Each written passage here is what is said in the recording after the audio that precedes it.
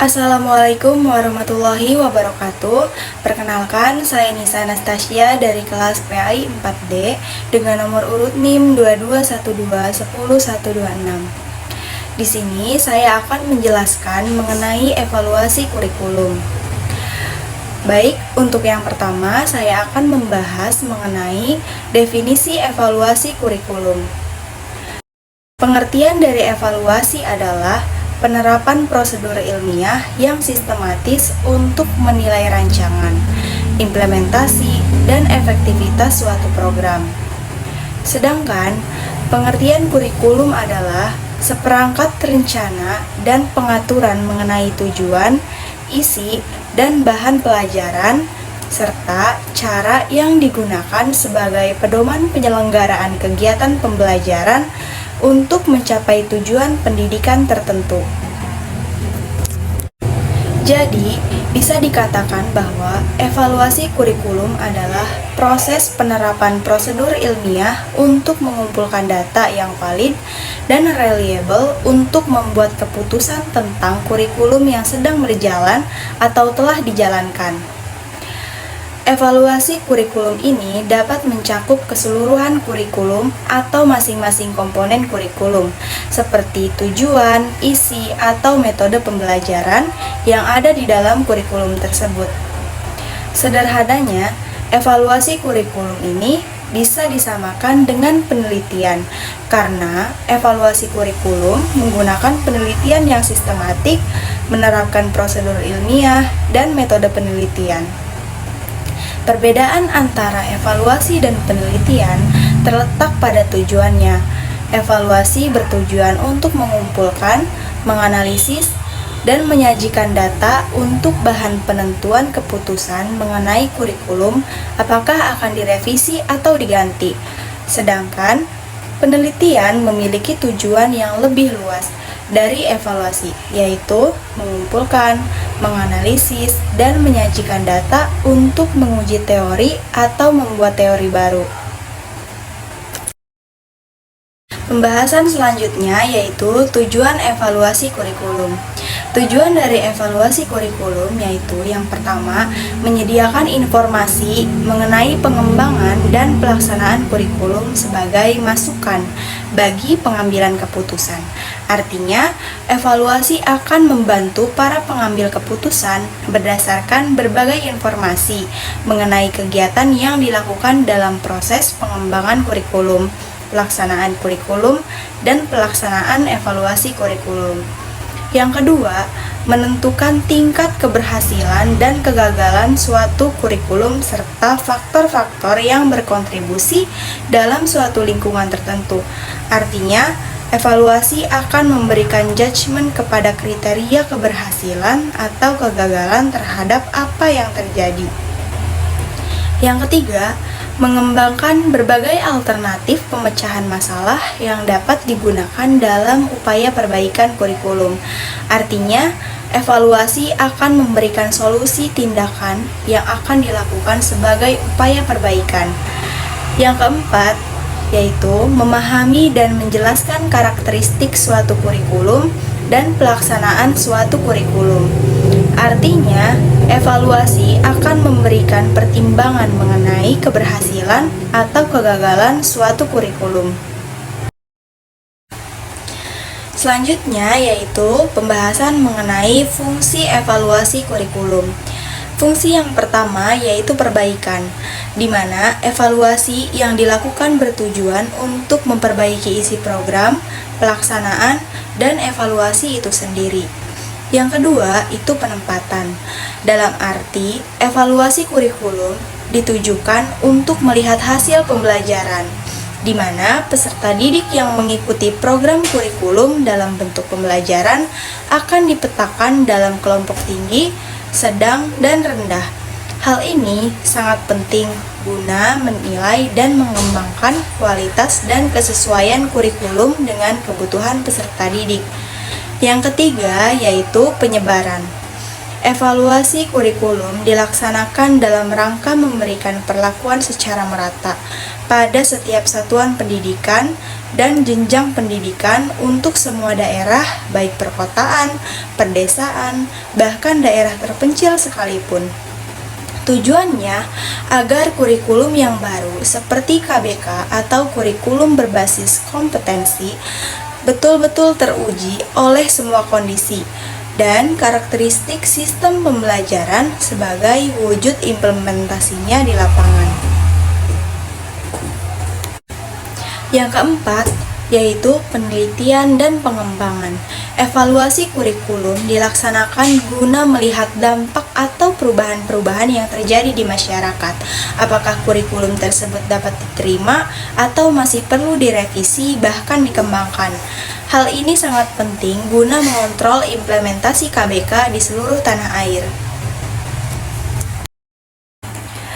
Pembahasan selanjutnya yaitu mengenai manfaat dilakukannya evaluasi kurikulum. Secara umum, manfaat evaluasi kurikulum dapat dikelompokkan berdasarkan sasarannya, yaitu yang pertama bagi guru. Evaluasi berguna untuk menilai sejauh mana proses pembelajaran yang telah dilaksanakan, apakah berhasil atau tidak. Yang kedua, bagi pengguna kebijakan.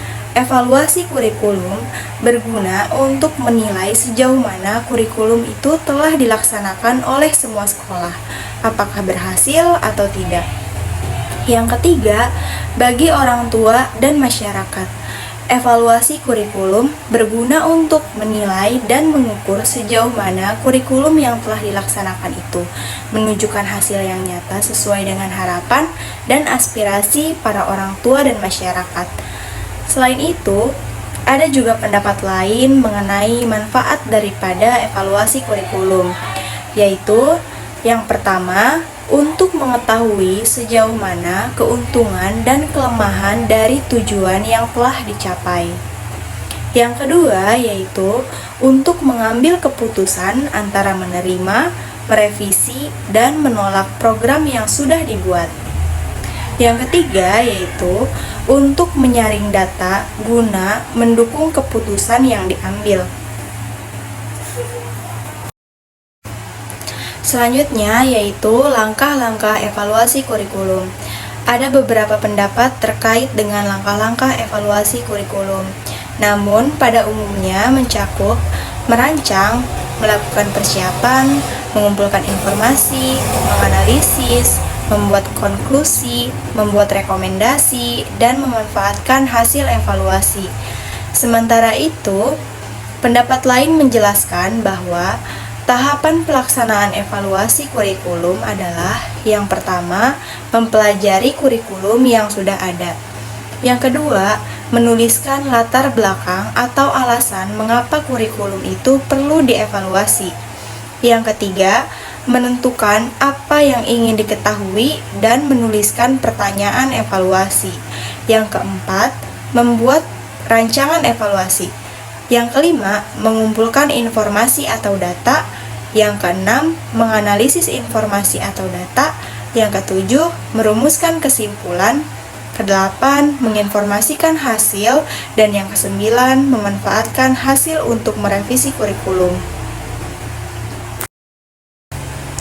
Pembahasan selanjutnya yaitu strategi evaluasi kurikulum. Dalam melakukan kegiatan evaluasi kurikulum, kepala sekolah dan guru memiliki peran untuk meningkatkan kegiatan evaluasi kurikulum dengan strategi. Yang pertama, untuk kepala sekolah. Kepala sekolah tidak hanya berperan sebagai administrator dan supervisor, tetapi juga mempunyai tanggung jawab untuk mengevaluasi program sekolah dalam pelaksanaan kurikulum sekolah dengan secara menyeluruh. Kepala sekolah harus mengetahui secara cermat dan tepat mengenai pelaksanaan dan keberhasilan pelaksanaan kurikulum yang di dalamnya mencakup semua bidang studi. Jadi, kepala sekolah harus mengetahui kurikulum yang dilaksanakan apakah itu sudah berjalan dengan lancar dan berhasil atau masih kurang berhasil.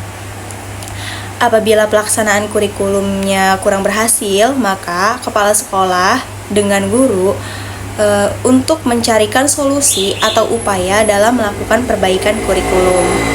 Yang kedua itu guru. Guru dalam kegiatan evaluasi kurikulum memiliki peran yang sangat penting.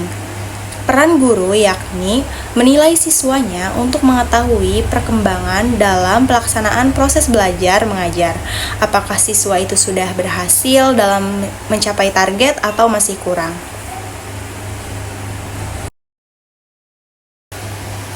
Pembahasan yang terakhir yaitu mengenai model evaluasi kurikulum. Model yang pertama yaitu model studi kasus. Model studi kasus adalah model utama dalam evaluasi kualitatif. Evaluasi model studi kasus memusatkan perhatiannya pada kegiatan pengembangan kurikulum di satu satuan pendidikan. Unit tersebut dapat berupa satu sekolah, satu kelas, bahkan terdapat seorang guru atau kepala sekolah. Model yang kedua yaitu model iluminatif. Model ini mendasarkan dirinya pada paradigma antropologi sosial. Model ini juga memberikan perhatian tidak hanya di kelas, namun suatu inovasi kurikulum yang dilaksanakan. Dasar konsep yang digunakan model ini adalah yang pertama yaitu sistem instruksi. Diartikan sebagai katalog dan laporan-laporan kependidikan yang secara khusus berisi berbagai macam rencana dan pernyataan yang resmi berhubungan dengan pengaturan suatu pengajaran. Yang kedua yaitu lingkungan belajar adalah lingkungan sosial psikologis dan materi ketika guru dan peserta didik berinteraksi. Kegiatan pelaksanaan model evaluasi iluminatif memiliki 3 langkah kegiatan, yaitu observasi, inquiry lanjutan, dan usaha penjelasan. Untuk model yang ketiga yaitu model responsif. Model responsif sangat menekankan pada kedudukan pertanyaan dan masalah yang ditemui oleh perhatian para pendengar yang berbeda di bawah program evaluasi. Selanjutnya, model yang keempat yaitu model CIPP. Sesuai dengan namanya, CIPP memiliki 4 jenis evaluasi, yaitu evaluasi konteks, evaluasi input, evaluasi proses, dan evaluasi produk. Tujuan utama dari evaluasi konteks adalah untuk mengetahui kekuatan dan kelemahan evaluasi. Evaluator mengidentifikasi berbagai faktor guru, peserta didik, manajemen, fasilitas kerja, suasana kerja, peraturan, peran komite sekolah, masyarakat, dan faktor lain yang berpengaruh terhadap kurikulum.